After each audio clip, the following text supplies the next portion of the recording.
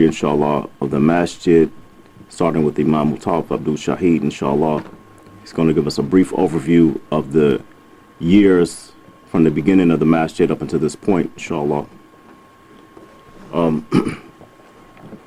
At first, if you could, Imam, give us the time frame in which the masjid was found. We know it was 1951, but also what was relevant during that time.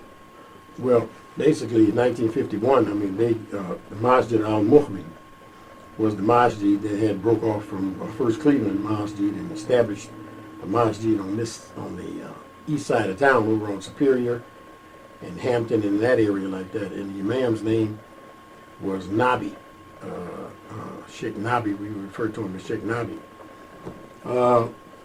When we got involved and we became Muslim, it was 1969.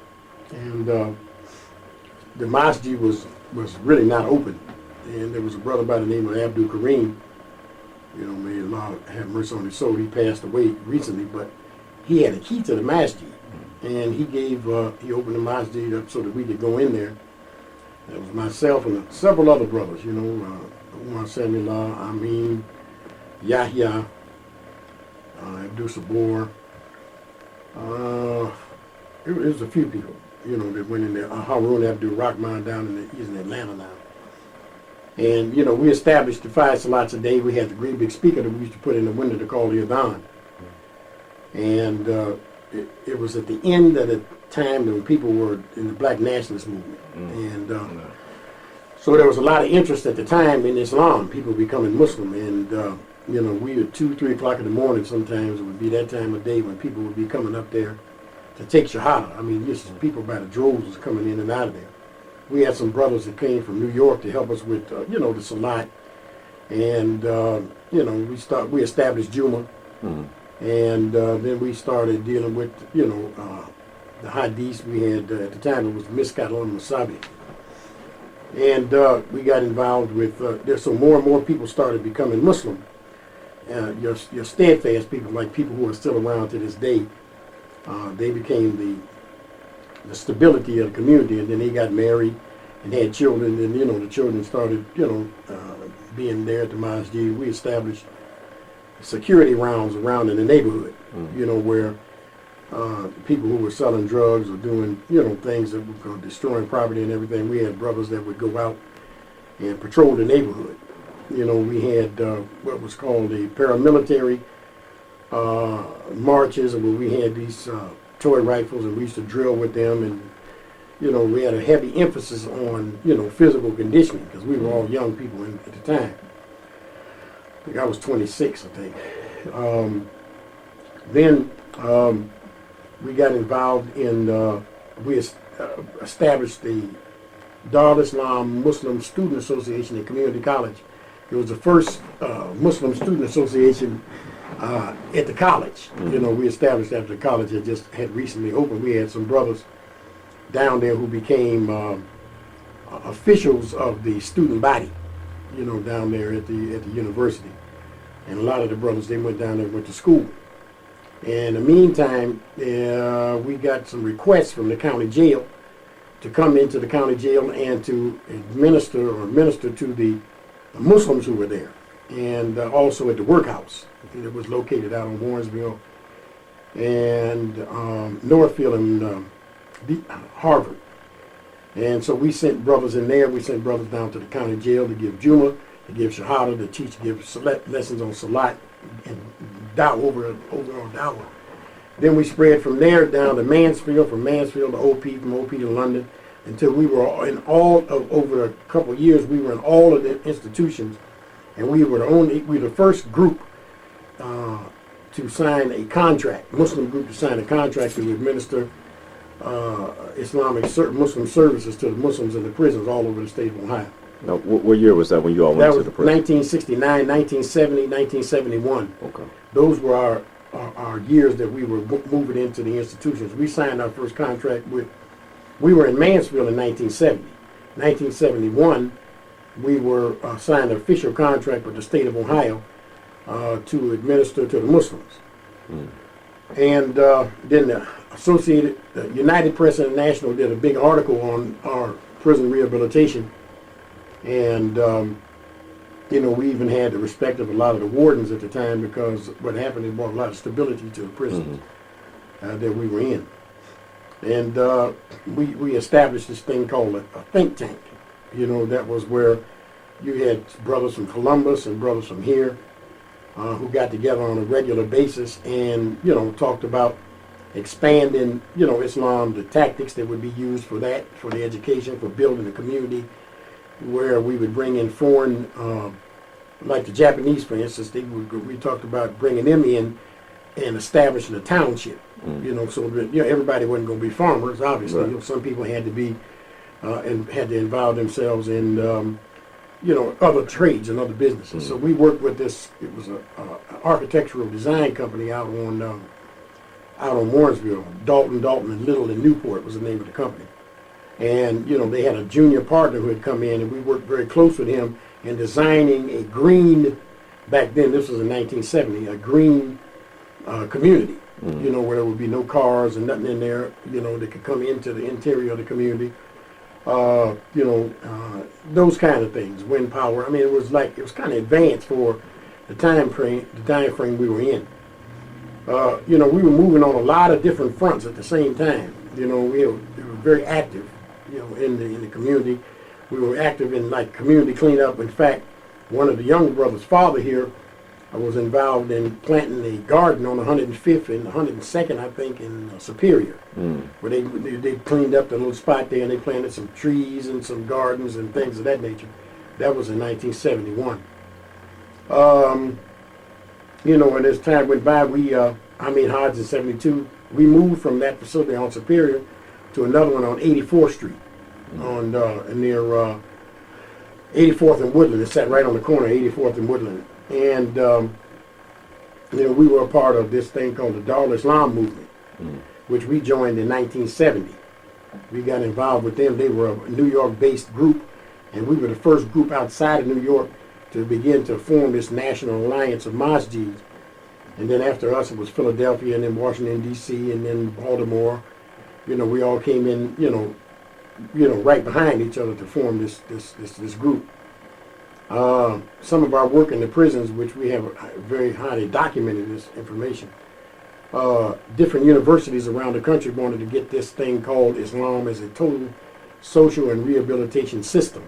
That was a book that was written, by the brothers who were in the prison, and it was requested by Attica, because Attica, when they started having their problems, they wanted to know, about our program, and they had requested some things from us to do that.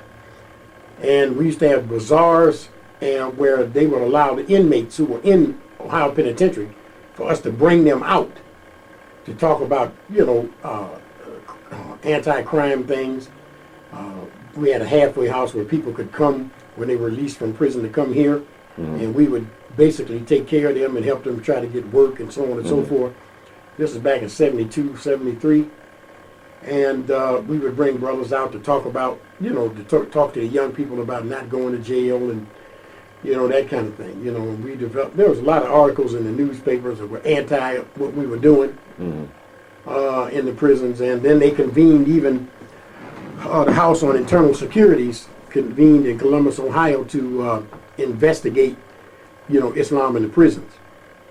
And they couldn't really come up with anything other than the wardens, backing us up, saying that we had done a good job in the prisons and it cut down on a lot of foolishness, And we got involved, over the years in halal. We were building a halal poultry facility, processing plant, and we had gotten commitments from Purina, to supply money to build the grow-out houses. And we had gone down to St. Louis, where the headquarters, and negotiated with them. We had the city of Cleveland was going to give us 25 acres out here, where they have Jacobs Development out here now in Harvard, where they're building their hospitals and stuff. The National Community Cooperative Bank had committed some money to us. They were just waiting to get a chairman. And when Reagan came in, he just cut the budget from EDA, Economic Development. He abolished the bank, and consequently we couldn't move forward with the process. But we had given a presentation to Cornell University on who is the #1 poultry science university in the United States. Mm-hmm. And we gave a presentation to them in which they gave us, a nice applause after it was over with, saying they thought we were born in the business, Mm-hmm. because there was a lot of work that we had put into it. Myself, Brother Yassine, and, Brother Hashim. Those were the basic. We went down to Ohio State and had to go down there for their poultry science department and develop. We had to get a poultry science, I forget what they call those things. It wasn't an degree, but it was something showing we had gone through this course for, I think it was a week. We had to be down there. And that's why it takes a lot of different people to, catch up on the history. Right. I mean, and then, our kids grew up here in the masjid, and then, we did a lot of things. We were even doing things like feeding the poor. Brother Ahmed and another brother named Abid, they used to go around and take food baskets to people who were less fortunate and who didn't have anything and needed help. We had a relationship with the courts, where if a brother got in trouble, we could talk to the judge and take some responsibility for, this person not going back and having any problems.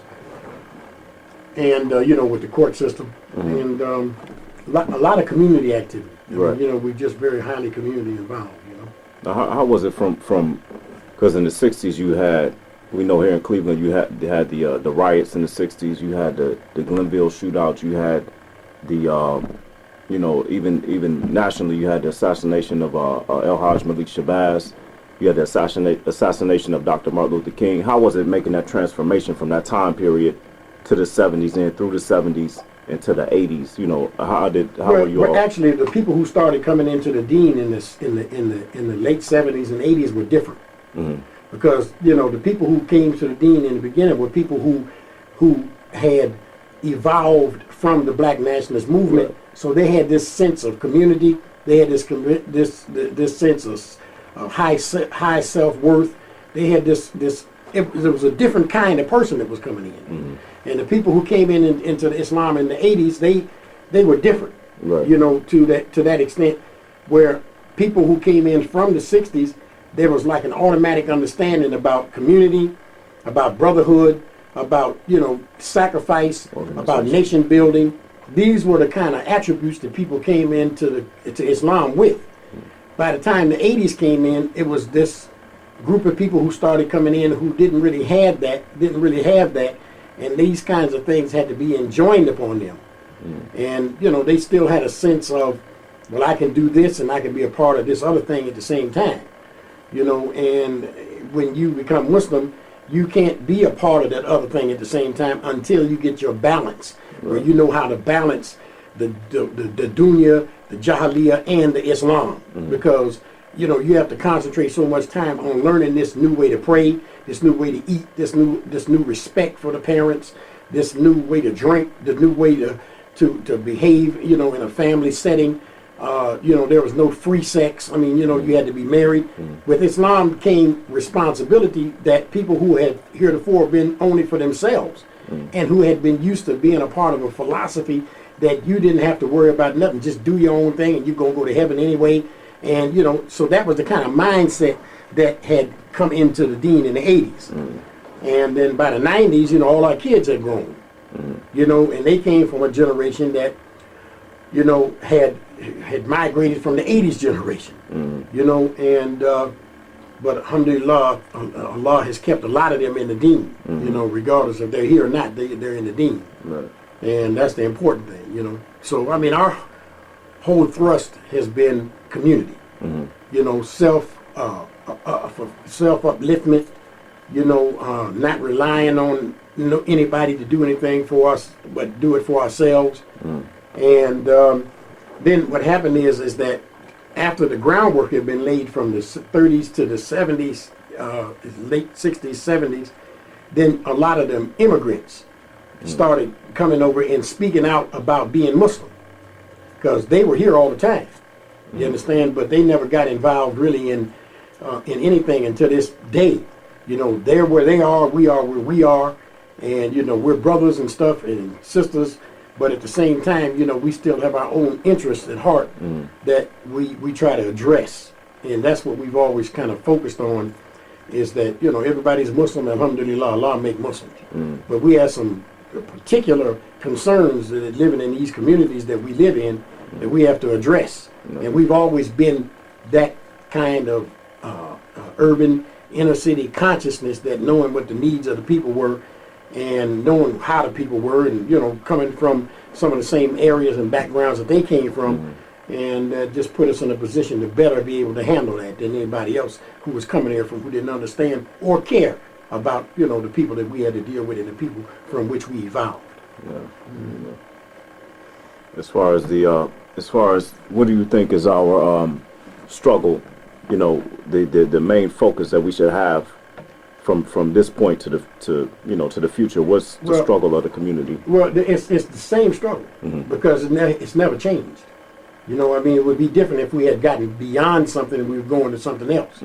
But it's the same struggle, trying to maintain the community, trying to maintain a cohesion between the brothers and stuff. To go, because you go to a mosque and I go to a mosque and somebody go to another mosque, it's the same problems with these people who go to these other masjids who are in the city. Right. Same problem. So nothing has been solved. So it's just a continuation. And one of the things that definitely needed to happen, and it has happened, is that the younger generation has become more coherent when it comes to the Islamic knowledge. And that's something that we didn't really do a lot of. We were more geared toward community activity and establishing the respect for Islam, and keeping the communities together, establishing the salat, and trying to make sure that people were safe, that Islam had the respect that it had. We had radio programs where we had this thing called the Arrival of Truth. Brother Abdul Rahim was the moderator. We had a lot of different speakers that came on, and it ran for a few years. It was a Dawah program that we had on WJMO. And, those are the kinds of things that we were kind of like going toward. The things that a lot of the young people are doing now are positive because of the fact that they are expanding the knowledge base. When we became Muslim, the literature that was there was limited. A lot of translations of the books that have been translated now, they weren't there. We had one way that we looked at things, and we basically were influenced by the Hanafi group of thinkers. And but now you have a lot of more information that's available, and it's expanded. It's even actually helped me to expand my base of knowledge. But going forth, you have to continue to make sure that your children are going to be educated Islamically, because you're living in a society that overwhelms people. And if they don't focus on Islamic education as well as a secular education, then that's the balance that we talked about earlier. That balance has to be there. But the Islamic education and the Islamic etiquette and being proud of your service to Allah are the kinds of things that these youngsters have to continue to have instilled in them. So that I see the struggle as being consistent with what it has always been. And Islam is growing, and people who were former enemies to Islam are now beginning to see that Islam is really not that bad. Islamic banking, for one thing, is being encouraged by non-Muslim nations. That for their people, as well as the expanding Muslim base in all these different European and Western countries, to bring these kinds of things about the Islamic finance and so on and so forth, because it's beneficial. And as we know, a lot of things that the Prophet Muhammad sallallahu alaihi wasallam talks about that are beneficial, not just to Muslims but to all mankind. So that's what that is.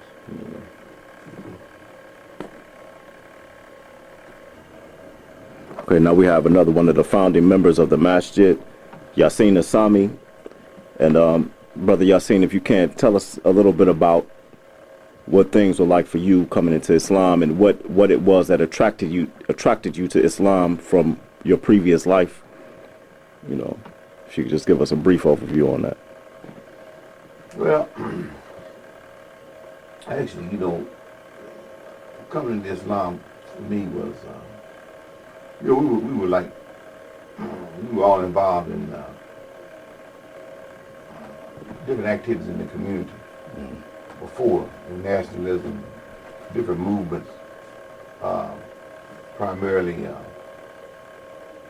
trying to find a way to bring about a change within the black community, within our families, and so forth. And we looked at a lot of different stuff, a lot of different movements, the nationalist movement, the Panther movement. There's all kind of movements,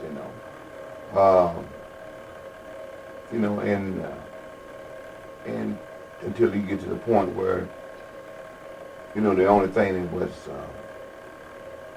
when you try to find something that's going to be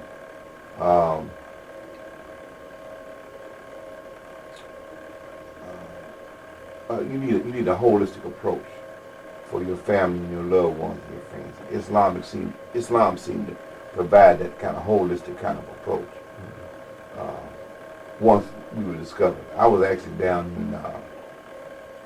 in Yellow Springs, Ohio, at Central State, and a brother named Umar Otis Hicks, him and another brother came down and got me, brought me back up to Cleveland, and then I took Shahada at the mosque on Superior. Mm-hmm. But a lot of the brothers that were there, Imam, Mutawaf, Yahya, I had known them from before we were Muslim. Mm-hmm. So, a lot of our searches and a lot of our endeavors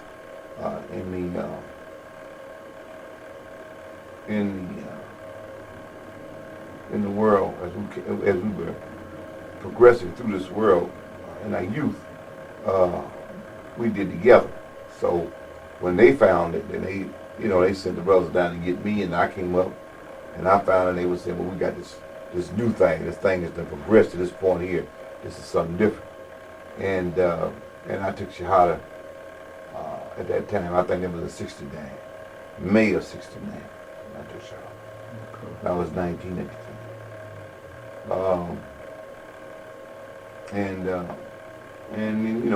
Hey, that seemed like the way to go. So, we stayed. I got married in November of '69. Took Shahada in May. I think I got married in November. And we worked out of the mosque there. Different brothers came, different brothers went. At the time I was there, I think Brother Umar Ali, he was the first Amir at that time. And we didn't have Imam. He was the sheikh or something. And they told us he couldn't be the sheikh. He had to be the imam. We had to have a sheikh. You couldn't have no sheikh. He couldn't be the sheikh. He was the imam. So you had to have imam. So we formed. And we started to form a council. Margins assured to operate, to function, in order to function. And we formed an emir, So we had an emir of information who was Abdul Rahim Abdul at the time. Then we had the first emir, who, like I said, the first one was Umar Ali, and then the second was who? Hassan. And then we had Wakil. At that time, I was a Wakil. I kept the monster, which was fine with me. So I could have been the Wakil forever. That's funny. And then and so on and so forth. And then Brother Yahya, he was an Amir. You remember what Amir he was? Then we had Amir Security. What about economics? Yeah, he was economics. And then we had a finance Amir. I can't remember the finance Amir. Harun Abdul Rahman. Remember he? Yeah. Harun Abdul Rahman was finance Amir. And so Dave was a security Amir. Oh yeah, Brother Dave was a security. So what brought about as far as the level of organization that you all had and have, where did you all learn that from in terms of did that come from need? It was okay. Need is the mother of invention. So as a need arose, we just filled a slot with a brother who we felt could best do, fulfill that need for the community, and each brother just, when you at that time, you stick a brother in the slot, and then he just figure out a way how to do this job, and that's where it was, And I mean, we had a mirrors meetings almost every other day. I think we had a mirrors meeting every day. Y'all have a mirrors meeting once a month. I think we actually had I know we had a mirrors meetings once a week. Yeah, once a week. Once a week we had a mirrors meeting, and then we had mirrors meetings, emergency meetings, a community meeting. We met constantly. And for a young group of people who were trying to develop the necessity to meet constantly on a regular basis was necessary, because things was changing, and you constantly learn new stuff. Problems come up, how you going to deal with this problem, and anytime we had a problem, we dealt with whatever problem we had, we dealt with it as a group. We never dealt with problems as individuals. No matter, even if a personal problem, we dealt with them as a group. So, and that was the kind of thing that came along. And then, we were like, Imam, earlier he said that we began to, we hooked up with these brothers out of New York, which was Dar Islam movement. And then we became part of the Dar Islam movement.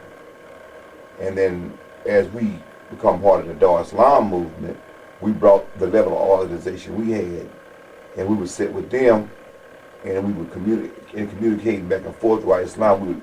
We would exchange ideas about the various levels of organization, and then we began to grow, and to different communities like Philadelphia and Boston, Washington D.C., what have you. Then that allowed us to grow, and then as brothers went to school, then we formed the Dar Islam Muslim Students Association, which was called DIMSA.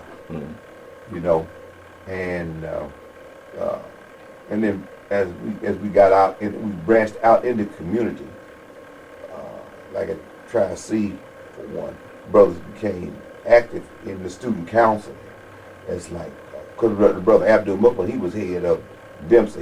He was the president of Dar Islam Muslim Students Association.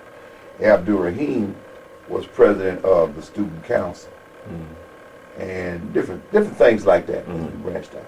And at one time I was the ombudsman at Tri-C. And we began to bring the level of organization that we had personally developed at the mosque and extend it out into the community. And then from there, we traveled. When we went to the penitentiary, and we saw different needs. And as you develop, when you're young, you see different needs that arise. One of the needs that we saw was the fact that, as Muslims, we needed to have a separate kind of community, because, living, amongst non-Muslims was not going to be good for the family development, all the kinds of things we were trying to do as Muslims. So, and that's how we started to develop this whole idea about getting land and having a separate community. And then once you look at it like from that perspective, you say, well, if you move out there, then what are you going to do? You know what I mean? How are people going to work? So you got to start figuring out, well, we got to create work, we got to create jobs, we got to create businesses. And then we started thinking about, okay, what kind of businesses do we need to create? And we started looking at the various kinds of things that would employ the Muslims, but at the same token, you said, well, there's going to be other people out there besides Muslims. So, you just start to, one thing kind of starts to snowball into the next. And then in the meantime, as we grew, our relationship with Dar Islam began to kind of widen. We kind of separated. And in that separation, through our sitting down constantly talking with one another, and through the leadership that we had, through Imam and different brothers there, we kind of decided to form a separate kind of organization. And in that forming of that separate organization, because of the differences we started to see amongst ourselves and Dar Islam, we formed the Islamic Revivalist Movement Incorporated. You know, and that that was a whole separate thing. So finally, when the split became between us and Dar Islam, the Islamic Revivalist Movement was already in place, and we kind of pushed our efforts toward the Islamic Revivalist Movement Incorporated. And then we had in the interim, there were a lot of other brothers who at that time had come out of the joint, gone to other cities, and then there was some other kind of thinking going on. And we started to develop another organization which was called NAM. It was the National Alliance of American Masjids. Yeah. I think it was, at first it was a National Alliance of American Muslims. Right. Then we changed it was NAM. It ended up being NAM. And then because we wanted to be inclusive in the separation between Dar Islam, when we separated out of Dar Islam, we looked at the relationship with MIB. In that interim, we were introduced to Sheikh Tawfiq and the Mosque of Islamic Brotherhood, and we saw some benefit in that relationship. But as in a lot of organizations, in developing organizations and all kind of things, there's some splits and some differences. And we kind of tried to mend some of those differences, but some of them were beyond us, a little too deep, too wide, and then that's when we started to form NAM. That's when Islamic Revivalist movement started to form NAM. Now, what time frame was this? 70, 73, 74, 75. Because you got to figure there's a lot going on, like I say, because actually when we were doing stuff, we did stuff like almost every day. Right. We met stuff. I mean, we had meetings. Our meetings were constant. You know what I mean? So you in doing something like that, you get stuff like every day. You take 10 guys and you divide them into 2 committees, and them 2 guys go get another guy who's temporary, and then you have all these committees and all this interest, all this other stuff going, and it's just you get a lot of stuff going. So in a short period of time, we developed a lot of different kind of activities, and in that interim, we developed an organization. Because at that time, brothers, the joint were out of the joint. And we had a mosque. There was a mosque in Columbus. And then there was a few brothers who were down in Cincinnati. But we had formed a group called Al-Ummah, which is Ohio Alliance. Ohio League of Muslims. American Muslims. Okay. In Olam and in Nam and RM. It's a lot. Then the mosque, remember the mosque in Atlanta, there was no Sunni mosque in Atlanta until we went down there and established it, with some of the local people. Tallahassee, Florida, Wichita, Kansas, Columbus, Ohio. Yeah. Birmingham, Alabama? Birmingham, Alabama. And see, then what happened is that the only Tablighi movement here which still probably is from Pakistanis. They were coming into the inner city. But there was nobody who really went into the heart of the inner, which nobody could do, and probably still can do, and go in and really talk to the indigenous people the way, and communicate with the indigenous people the way that we did, that we could. So, inshallah, that's some of some stuff, like, hey man, it's a lot. I mean, it's a lot. A lot of brothers have come and gone. It took a lot of effort from a lot of brothers and a lot of sisters and a lot of days and a lot of time for us to get to the point where we are now. And it really, there's probably a lot of stuff that even if you had everybody here, they probably couldn't really remember everything. I know a lot of stuff that's documented, actually written documented. There's a brother in Cincinnati named Ali Abdul Rashid. he has a lot of stuff that's documented because he documents a lot of stuff, at least all the way from the joint, which is a lot of stuff. And then there's other stuff that's just spread around, you know. But it would take probably all of, I mean, it's going to take you to sit down with all the brothers and all the sisters and then just get the bits and pieces they got and then edit it together to make a one good piece, because it took a lot of work and a lot of time and a lot of sacrifice for us to do the kind of things that we did. And you really don't even think about it when you're doing it. You just do it. You don't think about it. Because if you think about it for any length of time, then you won't do it. You know, you won't. But alhamdulillah, through Allah's grace and mercy, you know, we had the youth and the zeal at that particular time to do the things that we needed to do to bring about the kind of efforts that, you know, we can sit down and talk about on some of these tapes that you have. You know, what do? You introduce my name on there? Yeah, okay. We got Hashim Abdul Batin, one of the early